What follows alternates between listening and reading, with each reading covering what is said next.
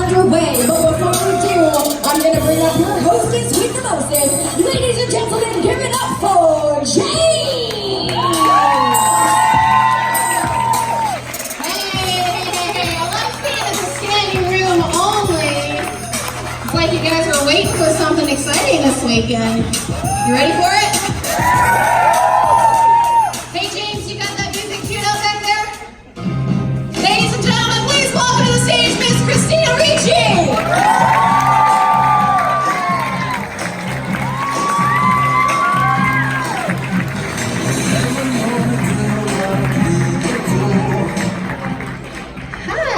Make sure your mic is on. Check, yes? Hello. Yep, she's on. All right, cool. Hi. I'm so excited to have you here. I know you came in late last night or early this morning? Last night. Late last night, okay, cool. And then you've had a steady stream all day and photo ops? Yeah, it's been good. Yeah, everyone's very happy to have her here, yes? Thank you very much. I'm not. Listen, I will fight you. There's always going to be one, isn't there? Yeah, all right. So is it your first time being in the spooky scene, right? Yes. Yes, and how is it treating you as Great. opposed to other experiences you may have had with fans? It's been great. Everyone's been amazing. Yeah, very cool. Thank you guys for being amazing. We are going to do questions and answers, so I know there's a lot of people waiting. If you want to go ahead and start lining up, feel free to do so. But you know we've already went over one question per person, and we're going to make them quick, so I'll get over to you in just a bit. So we, obviously the entire room of people know your body of work started when you were very young. So from then until now, tell us a little bit about your experience as a child actor moving into full-fledged adult. Well, I mean, I started as a kid, and I always really loved working, and I obviously had some amazing opportunities when I was younger, and worked with incredible people, and then managed to transition as a child, transition from a child to adult, and I think that was really due to the fact that when I was just at the right age, independent film kind of became very popular, and those directors wanted to cast teenagers to play teenagers, so I happened to be a teenager, and was able to take advantage of that, and I think that is really what helped me transition, because the belief used to be that when you were 13, you had to quit working. Yeah. And that's where a lot of people went downhill from not being able to work anymore, and you did that seamlessly. I think it was really cool being able to see you make that transition, as a lot of us were your age when we started seeing you in movie and TV, and we kind of grew up with you in the same age generation. So it was really neat to see someone go forward and be successful in it. Oh, I never thought of it that way, but that's nice to hear too. You're welcome. Thanks. All right, go ahead and say your name and your question, please. Hello, my name is Chris, and I wanted to know, what was it like filming Black Snake Moan with Samuel L. Jackson? Okay, we're gonna move on from that. No, it's actually fine. I mean, it was a great experience. Sam is an incredible scene partner and actor, and you guys are still friends today? Yeah, I mean, not friends, but like hang out. Yeah, but yeah, I mean, I love Sam, and always, we're represented by the same people and all that stuff. So yeah. Okay, very cool. Thank you. Thank you for your time. And when you were little and you started off with Cher, I mean, that's kind of amazing. Did you, at the time, know who you were working with her and Winona, or did you later in life kind of realize, oh my God, those are my first few people that I was working with? I did not know who they were, but then before I went to the before I auditioned for the movie, I think my mother showed me Cher's movies, and then I had already seen Beetlejuice, I think, so I knew who Winona was and everything. So I knew once I started filming. Mm-hmm. You didn't realize the magnitude until you got older? Or? No, I did. Oh, you did when you were that young? No, I did. I mean, I was 9. So I knew how important the two of them were from my parents explaining it to me. Yeah. I'm wondering if you could share your favorite memories from Addams Family. I loved working on Addams Family. They were, I think, each one was about 6 months, the shoot. And we just had the best time when we were kids on the Paramount lot, and then on another very famous lot in LA, the Hollywood Center Studios. And we were like, Jimmy and I were like 2 kids running around. There were golf carts. He said you guys were stealing golf carts. Yeah, Yeah. and he always crashed them and got in trouble. He'll say that I also crashed them. I didn't. No. That's why I was allowed to drive. He said he was a lot better at getting in trouble and you never got blamed. No, that is what he thinks, but it's not true at all. I didn't crash the golf carts. I merely stole them and had fun and returned them unharmed. He stole them. No, but I mean, if you return it unharmed, you're not going to get in trouble. But if you crash them, you know. And now he's a driver. Oh, I didn't know that. Yeah. But it was great. We would like run around, do all that stuff. When we shot on the Paramount lot, you know, the Paramount lot's it's crazy, and they were shooting Star Trek Next Gen at the time, and the Coneheads movie, and then Frasier was shot down the street, and then like it was just incredible. It was a bizarre mashup. It was amazing. We saw the most incredible people, met the coolest people. And I was like 12 and 13, so that was really quite an experience. And then, of course, I was working with such an incredible cast, Yes. and having that experience. So it was a pretty magical time, I have to say. Jimmy said that you guys became kind of a family. Was that your experience for you as well? Yeah, I mean, we were all super, super comfortable with each other. We all really kind of like got along. We worked well together. I don't remember there being any tension. Yeah, it was great. Raul would sing to you guys, do you remember? Yeah. Raul loved opera, so he was constantly singing opera, and that's just how he sort of passed the time. And so we'd like sit on his knee and he would sing crazy arias. Serenaded by Gomez. Yeah, that's really what was happening. And then, you know, if we ever got upset, because we were kids, so sometimes things would be like stressful or upsetting, he would sing to us and like teach us songs, and he was really, really wonderful and caring with us as kids. So That's so lovely. yeah, it was pretty incredible. Wow. But I want to know, it was all about sort of recent historical events that a lot of people remember. What was your favorite to kind of film and capture? What were you most interested in that you guys filmed? On Pan Am? Yes. I think for me that show, the thing that I found most interesting was the fashion. Yeah, that's what I was saying. To It was be gorgeous. honest, like Looked I great, by the way. had those like books of paper dolls as a child with all the different fashions, like the Jackie O ones and all that stuff. Okay, So boy. yeah, I was really, really into all of the fashion and all the props and all the stuff from that area.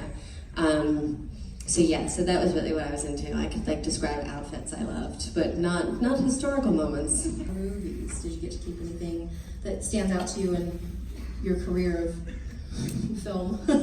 I'm sure you've got some trinkets. I have some stuff, but I don't really have the stuff that you would think, because I think that when you actually like live in those clothes for very long periods of time and they're very specific, sometimes you just want to walk away from the whole thing, even if you don't have bad feelings about it. You're just sort of like, okay, that's a movie and that's not my real life.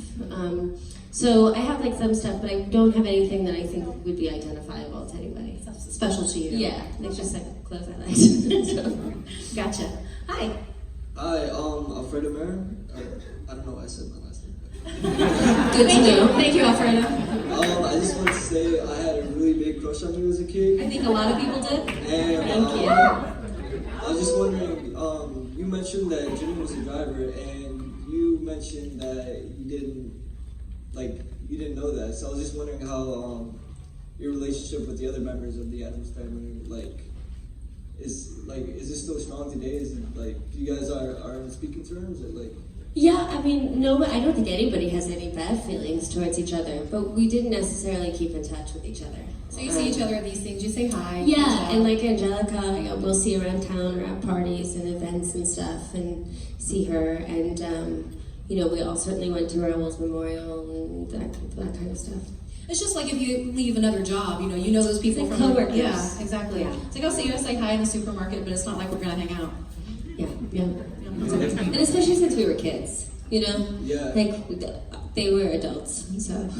That kind of sucks because I went to the panel with Jimmy, and he mentioned you as if you guys were like family. Like he had fond memories. Well, at the time, At the time, Yeah. you know, you spend 14 to 15 hours on set every day together. And so that's like 6 months of 14 to 15 hour days and rehearsals. And so you do become very close and very familiar with each other. But 20 years goes by. yeah, and also a thing, you move on to another set where you have you have a very similar kind of thing that happens with another group as well. So, but we all really liked each other a lot, for sure. Thanks, Alfredo. All right, thank you. Thank you. Well, I would say for me, I have given this quite a bit of thought, and it's sort of like a chicken and the egg debate. I'm not sure if I am the way I am because I spent so much time playing Wednesday and having that be positively reinforced for me, or if I was like that before and added some of myself to Wednesday. So, you know, because I did spend a lot of time in my life being, as a child, being rewarded for all of this. So I would imagine it had an influence. Do you tend to lean toward being hit it? Just hit it. There we go. Smack it. But I do like very similar things. I like Dark you know, stories. yeah, I like horror and I like vampires and I like ghosts. Headless dolls. Yes, I like headless dolls, and so I do have aesthetically. I'm very similar, and I think I'm also a little bit similar in my demeanor at times as well. I've had to work on it. It was lesser known, but it had so much to do with the whole image being so important.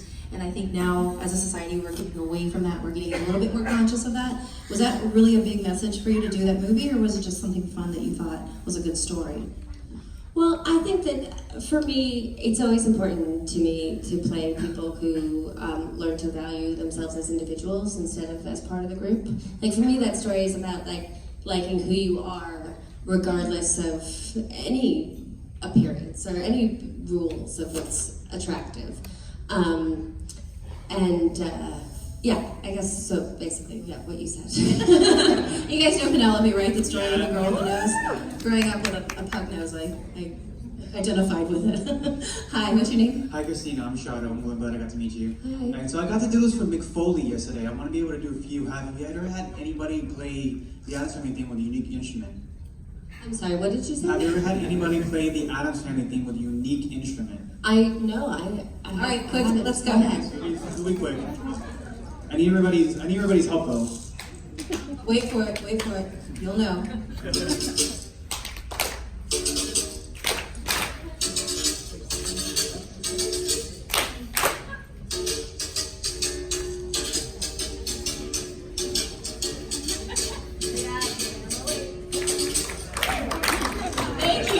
Is that called a now? Is that It's called a meeting mouth. it? Meeting mouth. Alright, thank you. So there you go, an experience for you.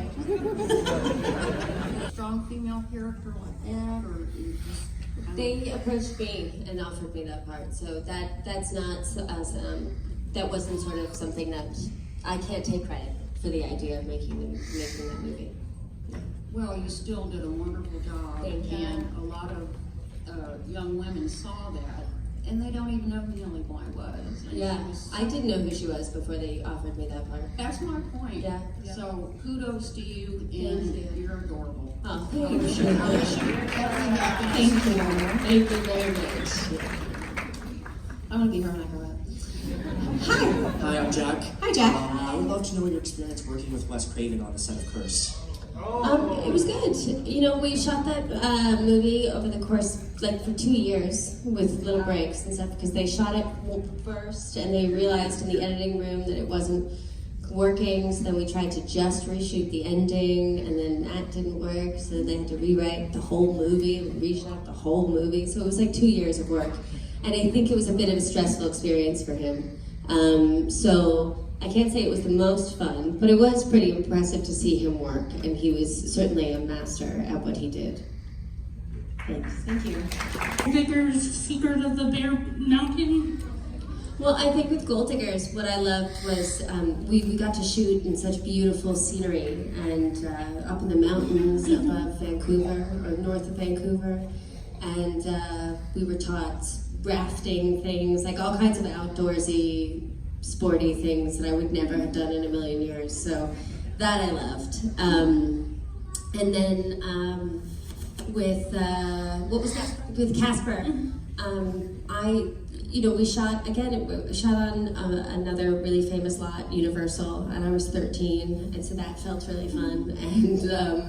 And it was Steven Spielberg produced it, so he used to come to set, and I would talk to him, and that was exciting. So again, just like a really nice experience for me. Thank you. Thank you. Was that something that you could visualize when you were filming all the stuff that was going to come in afterwards? Or was it a little bit difficult not being able to have someone to act off of? I got very used to not having someone to respond to, but I think I was surprised when I finally saw the final product.